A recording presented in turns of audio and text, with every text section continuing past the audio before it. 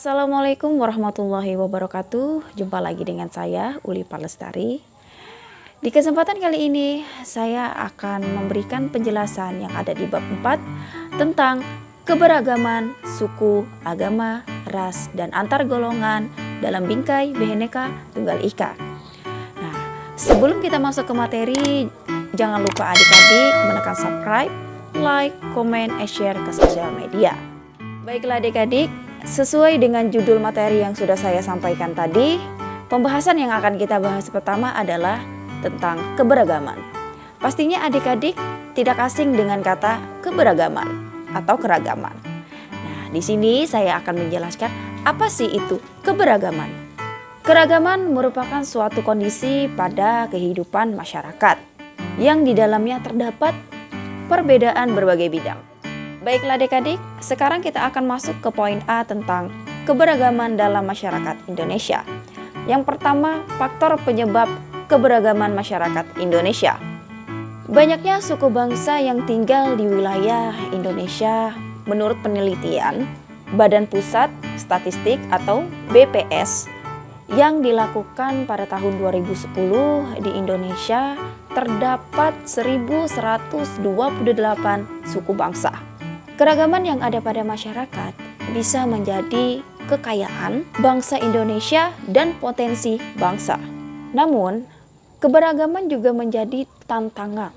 Hal itu disebabkan karena orang yang mempunyai perbedaan pendapat bisa lepas kendali. Munculnya perasaan kedaerahan serta kesukuan yang berlebihan dibarengi tindakan yang dapat merusak persatuan. Hal tersebut dapat mengancam keutuhan NKRI. Karena itu, adanya usaha untuk dapat mewujudkan kerukunan bisa diwujudkan dengan musyawarah dan kerjasama. Dengan prinsip kesetaraan, kebersamaan, toleransi, dan juga saling menghormati satu sama lain.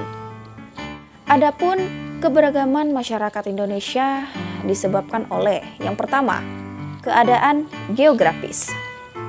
Seperti yang kita ketahui bersama bahwasanya Indonesia ini merupakan suatu negara kesatuan yang memiliki beribu-ribu pulau yang dipisahkan oleh selat dan juga laut. Lingkungan geografis semacam ini menjadi sumber adanya keanekaragaman suku, budaya, ras, dan golongan. Kondisi geografis yang demikian menimbulkan perbedaan dalam kehidupan masyarakat. Keadaan geografis ini juga menyebabkan tiap-tiap pulau memiliki agama dan budaya yang berkembang sendiri-sendiri. Selanjutnya yang kedua, pengaruh kebudayaan asing. Adanya kontak dan komunikasi dengan para pedagang asing yang memiliki corak budaya dan agama yang berbeda menyebabkan terjadinya proses akulturasi unsur kebudayaan dan agama. Yang ketiga, tentang kondisi iklim.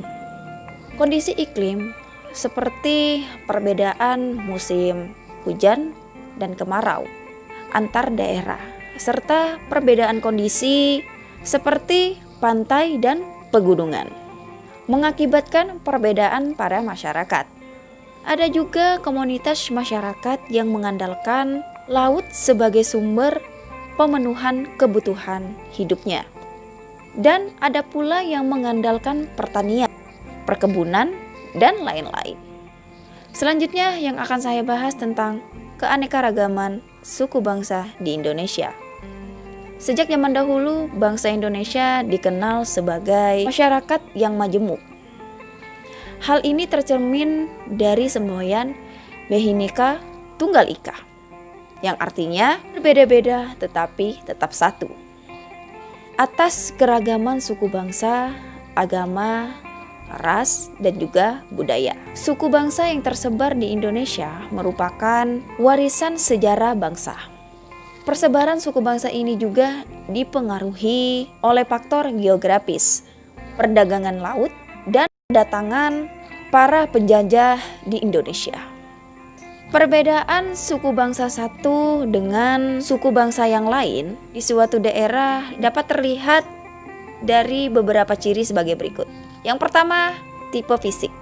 misalkan warna kulit, rambut, dan lain-lain. Kedua, bahasa yang dipergunakan, misalkan bahasa Batak, bahasa Jawa, dan lain-lain. Yang ketiga, adat istiadat, misalkan seperti upacara adat, upacara perkawinan, dan juga upacara kematian. Yang keempat, kesenian daerah, misalkan seperti tari janger, tari serimpi, dan lain-lain. Kelima, kekerabatan, misalkan patrilineal atau sistem keturunan menurut garis tangan ayah, dan matrilineal atau sistem keturunan menurut garis tangan ibu. Yang keenam, batasan fisik lingkungan, misalkan Baduy dan Baduy luar. Sekarang kita masuk ke poin B tentang arti penting memahami keberagaman dalam Bingkai Bhinneka Tunggal Ika. Seperti yang saya sebutkan tadi, bahwasanya Bhinneka Tunggal Ika merupakan semboyan bangsa kita yang mengungkapkan persatuan dan kesatuan berasal dari keberagaman.